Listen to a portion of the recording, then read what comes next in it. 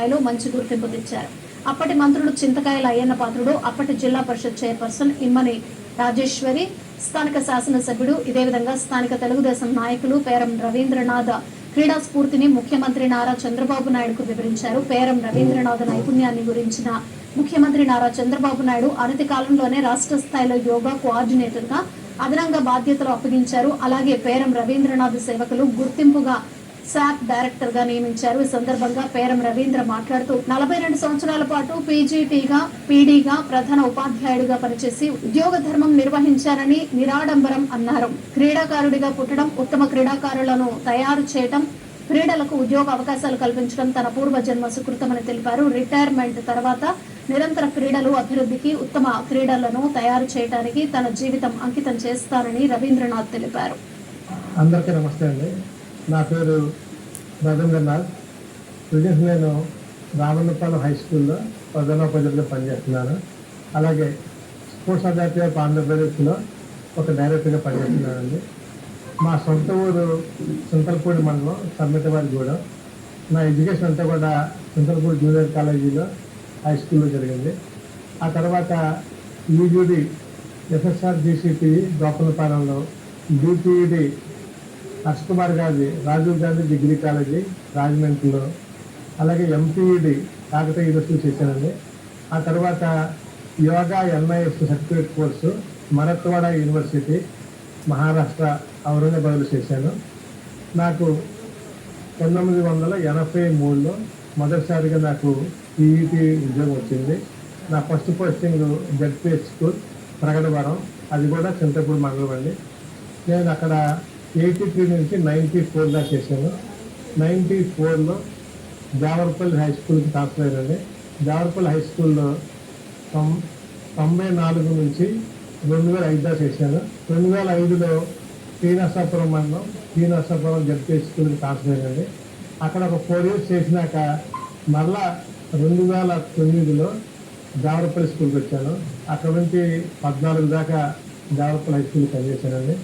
ఆ తర్వాత మన డైనమిక్ సీఎం గారు, విజనరీ సీఎం గారు శ్రీ నారా చంద్రబాబు నాయుడు గారు జావర్పల్లి స్కూల్కి రావడం జరిగింది. అక్కడ ఆ స్కూల్ డెవలప్మెంట్ చూసి స్థానిక నాయకులతో మాట్లాడి ఎవరెలా చేశారంటే వాళ్ళు నా పేరు చెప్పడం జరిగింది. వెంటనే సీఎం గారు నన్ను పిలిచి, నువ్వు ఒక స్కూల్లో పెద్ద ఉండేది, నువ్వు నాతో పాటు వచ్చి అమరావతికి రాష్ట్రంలో అన్ని స్కూల్స్లో కూడా మనం స్పోర్ట్స్ డెవలప్ చేయాలి, దానికి మాకు సహకరించాలని చెప్పేసి సీఎం గారు చెప్పి వెంటనే మరుసటి రోజే నాకు ఆర్డర్స్ ఇచ్చేసి రాష్ట్ర స్థాయిలో యోగా స్పోర్ట్స్ ఆఫీసర్గా నియమించారు.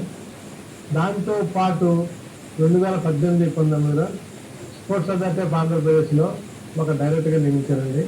అయితే ఇప్పుడు నా మొత్తం సర్వీసు 43 సంవత్సరాలు పూర్తి అవుతుందండి.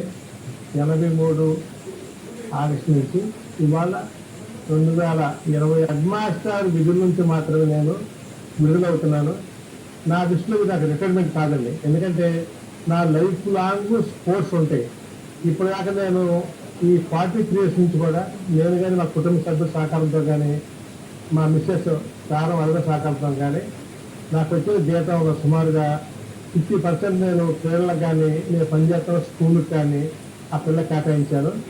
అలా భవిష్యత్తులో కూడా నాకు రిటైర్ అవ్వగానే ఎన్ని డబ్బులు అయితే వస్తాయో అన్ని డబ్బులు కూడా ఒకేసారి నేను డిపాజిట్ చేసి ఆ వచ్చిన వడ్డీని నా సొంతానికి ఏమీ వాడుకోకుండా మళ్ళీ ప్యూర్గా స్పోర్ట్స్ కోసమే నేను కేటాయిస్తాను. దాంట్లో భాగంగానే పేరం వరద రవీంద్రనాథ్ అండ్ బ్రదర్స్ పేరుతోటి ఒక ఫౌండేషన్ ఆల్రెడీ మేము స్టార్ట్ చేసామండి. ఆ కార్యక్రమాలు జరుగుతున్నాయి.